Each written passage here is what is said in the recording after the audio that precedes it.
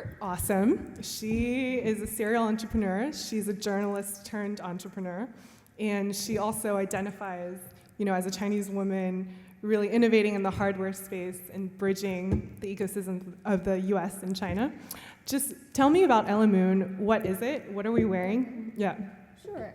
So Elemoon is the world's first smart jewelry. It's actually, Ying and I are wearing one today. It changes color to match your outfit. You can design your own pattern. It tells you time, like, all the smartwatch, what you need for a smartwatch, right? And also tracks your steps, alert you with important calls and text messages. And we pack so much hardware into this beautiful, elegant bracelet. So once you get it, you can constantly upgrading your app, and we'll keep unlocking new features. What we are building, essentially, we call it the Apple company, the next Apple company in the form of jewelry. Yeah, so hardware, software, services, data, but only in jewelry. Tell me about your aha moment. So when we talked before, you said, Sure. yeah. Well, so I always have this vision to make technology more emotional, because most women will come to me and say, I don't get technology. Technology is code. Technology makes me stupid. But I feel like it's the mistake, it's the fault of tech products. So my whole startup career is all about making emotional tech experience for women. And when I first started, I started with software. When I was in China, we built a Tamagotchi, like a digital pet elephant, to allow young women to communicate and gift each other in a more dynamic way. But then we had a lot of downloads of that digital pet, but women came to me and said, can you marry this app with a plush toy or something that I can use daily?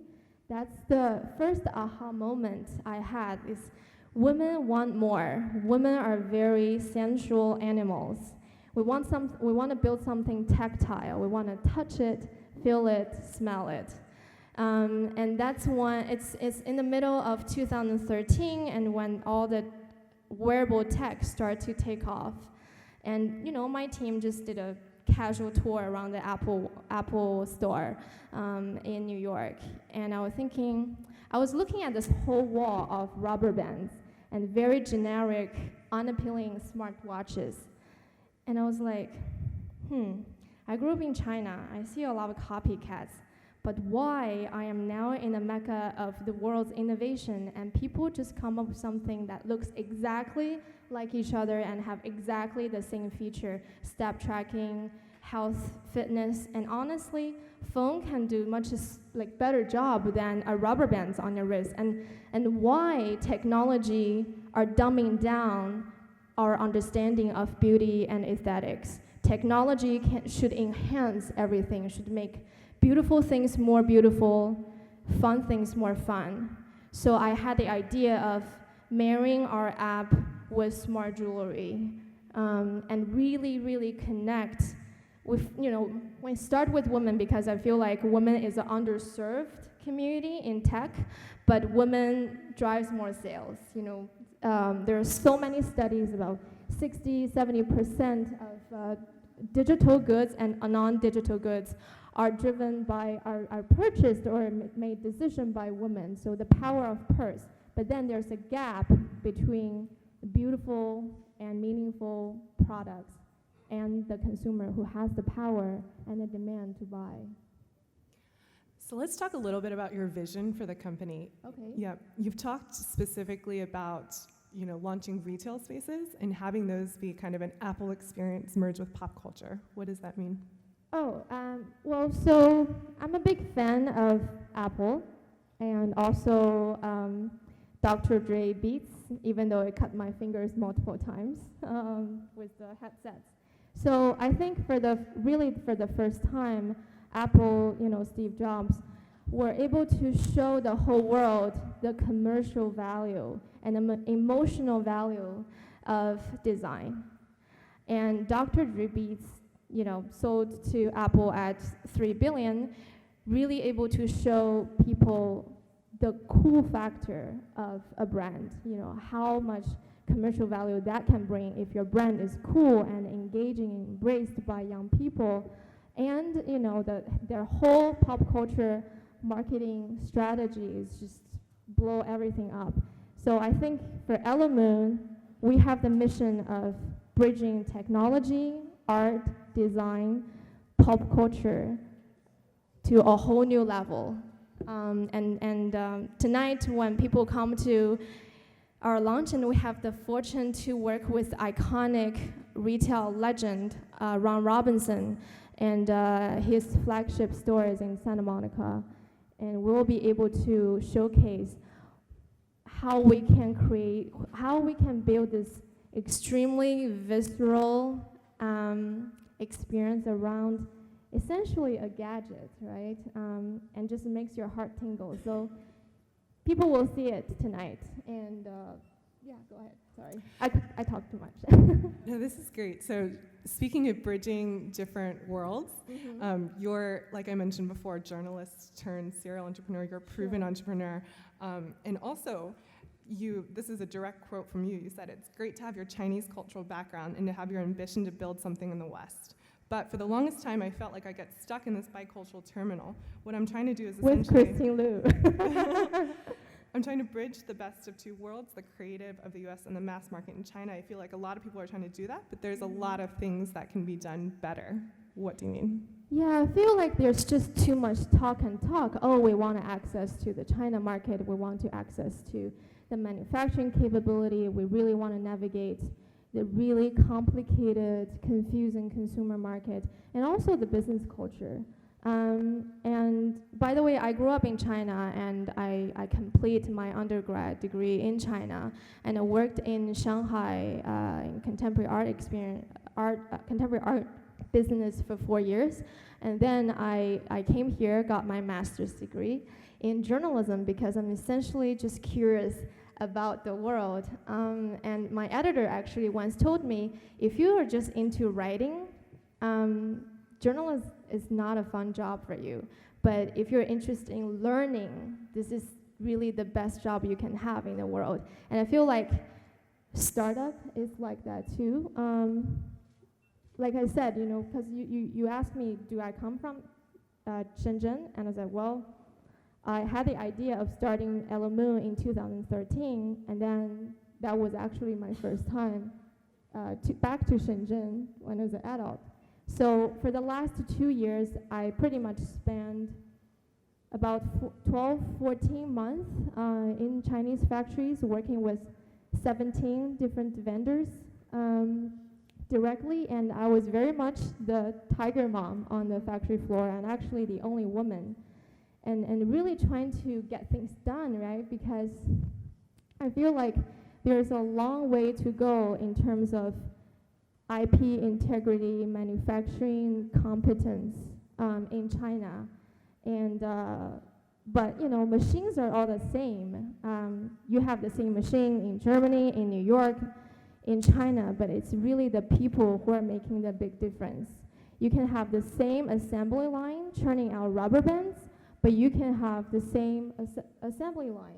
Have a real quality jewelry that's all stainless steel, plated with pure gold, and sterling silver. And we actually, in order to pack so much technology in this bangle, we build everything ourselves, from screws, from the curved battery, which has more capability than Samsung Galaxy Watch. We have a 4-layer circuitry film, and also tons of sensors and motion chips inside. And we gave China the biggest challenge, which is solving new problem. This is really the first time, fine jewelry and high-end electronics are merging at such a mass scale in China. So thank you so much.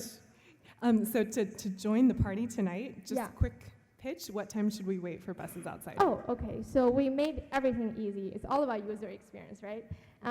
We rented 2 shuttle buses. It's gonna wait for everyone. 4:45, and we're just transporting everyone from Pasadena to Santa Monica, and then after the show, the shuttle comes back to Pasadena. So the show is from 6 to 8, and we'll have a lot of movers and shakers in Hollywood.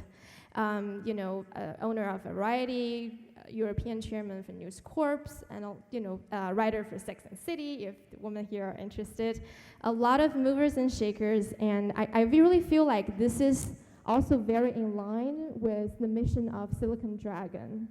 How do we bridge the best of the 2 worlds? We'll have the mafia group on the east side, the Pasadena China crowd. So the mafia group with the quotation mark. So people will. It's really hard for me just to tell. I think it's just time for us to show. So I really look forward to seeing you guys tonight. Thank you. Good morning.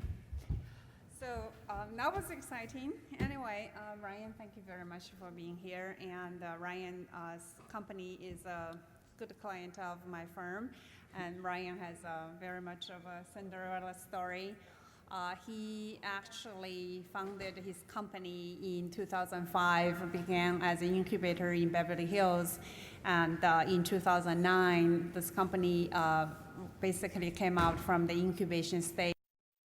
From about 3 people in 2009 to now. So, Ryan can tell you about what his company does and the story behind it. Yeah, sure. I could probably talk about my company for hours, but I'll be very brief. We do fraud prevention and security for some of the largest websites and mobile applications in the world. So today we provide back-end fraud prevention for 9 of the top 10 biggest websites in the US. So think the largest social networks, email platforms, marketplaces, classifieds, and 20 of the top 25 in the world, as well as some of the largest mobile applications. So we're a B2B company, so consumers typically aren't familiar with what we do, but you probably interact with our services almost every day in some capacity. Yeah, so a good example is when I was traveling in Hong Kong, I get a text message on my phone and says, "Did you buy something for such amount at this location?" And text 1, if it's yes, text 2 if it's no. And basically it's what they call a 2-factor authentication service to allow fraud prevention and deterrence. Did I get that right? Yeah, that's pretty good.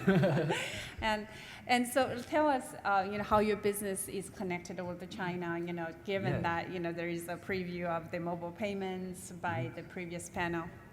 Yeah, so as the company's grown, I love building things, and for me, probably the toughest challenge we've had is building our presence in China. So we've actually been selling our services into China for probably about 4 to 5 years with varying successes. So we had some early quick wins, which made us a little bit ultra confident that we could go sell our services in China and be successful, and then followed by probably a lull of where we're like, all right, we really need to figure this out. And in the past 2 years, I've probably gone over to China about a dozen times personally, and really taken this on as the executive sponsor, if you will, or really seeing this through to make sure that we build out our presence there. So like I said, I've been out there about a dozen times. We've been hiring a small team out in Beijing and starting to do really well out there. Yeah, with the burgeoning growth of the Chinese economy and this continuous evolvement of mobile pay and the online banking, what are some of the challenges that you are seeing trying to grow your presence in China? Yeah, it's really hard. I could probably list off a ton of challenges, not the least of which is the language challenge, obviously, from myself and most of the team. I usually try to pick up a few phrases just so that I can be conversational, or more likely so that customers can laugh at me. But the language is obviously very challenging, and then probably most is just you need to have a local presence there. So For a while, we were selling in remotely, trying to fake being a local company, and that just doesn't work when you want to enter China. So we have to do everything local, localize our documentation, have local people, have a local office, get business cards in Chinese, start using WeChat instead of other chat applications. So everything really has to be localized, and that's not easy to do as an American company and not a huge company. But we've certainly seen that if you do that, you can see some huge rewards there, and that's what we've done. And how many employees do you have now in China? Yeah, it's really tiny. We have like about 4 or 5 people in China now, but when you look at our market, and we've done tons of analysis on this, we think that China could easily be our #1 market in a few years. So I would expect that to probably double in the next year and continue to grow. Yeah, I know I can vouch for that personally. In that, my in-laws and my parents are well into their 70s, and they have just began using Taobao and all the Alipays and signed up for those things. So Yeah. I think there's some huge, tremendous growth there. Yeah, I'm pretty terrible at guessing how big we'll be there. I used to think that in the U.S. we would have no more than 8 employees total, and we have about 300 now. So I estimated a little bit wrong here. So I have no idea how big we'll be in China. Any guess I tell you, just throw it aside. I'm terrible at guessing about that.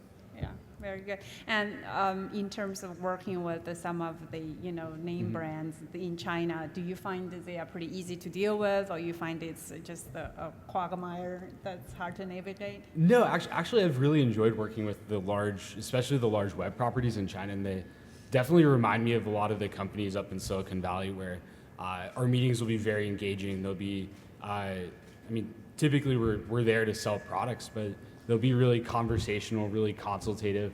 We'll deep dive, we'll whiteboard, and the meetings are actually really fun, and I find the talent there is really impressive as well. But actually I wouldn't say that part's hard. It's kind of all the logistical pieces and making sure that we seem like a Chinese company doing business there. What about some of the laws and regulations? Do you Yeah. find those difficult to comply with? Somewhat. We have a software as a service product, and we haven't run into too many regulations just from a software side. Luckily, we have a big legal and finance team that have helped take care of all the setting up entities and that piece, and so I get to enjoy more on. I get to spend most of my time on the fun stuff, which to me is building the teams, building our presence there, and luckily I've been able to avoid most of the logistical pieces. Very good. So what's the funny Chinese phrase you can tell the audience? Oh my gosh, you're putting me on the spot. Let's see. It's usually like when I'm handing out business cards before a meeting, which actually the first time I went to China, I brought like just a tiny stack of cards because when I go to meetings everywhere else, I usually come back with the exact same number of cards I left with. And in China, that's definitely not the case. So now I have to like pack like this huge stack of cards, and every time I go, I still run out. But I asked my team there to teach me just how to say like "it's nice to meet you" in Chinese, and which I learned later you don't actually say in Chinese, but I'll attempt it. But you're all probably gonna laugh at me. But so I'd walk around handing out cards, and the response I'd always get was just laughing at me. So I'm sure I'm messing it up. But I'd be like, "Yeah, practice right now." Well, I think I have a card. Yeah, but if next time we go to China, I haven't had an opportunity to tell you. If you want to say "nice to meet you," you will say Yeah. 幸会.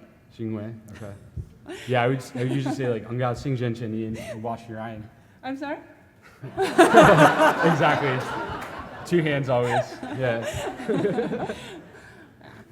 Well, this, having this entrepreneurial focus and, having this very brave attitude, I think is what really requires for someone like Ryan's company to go into China. So I wish you and your company best of luck, and we'll always be here for you. Yeah, thank you. I don't have a party to invite you all to later, but would love to connect with you.